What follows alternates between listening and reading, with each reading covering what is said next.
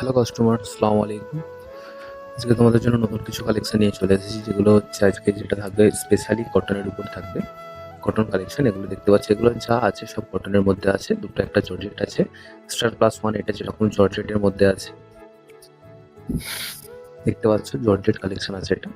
বাকিগুলো সব যেগুলো আছে এগুলো কটন কালেকশনের মধ্যে আছে। কোনো কাপড় ছোট হবে না, সাইজ সব কাপড় বড় কাপড় আছে একদম। দুপাট্টা 2 মিটার আছে।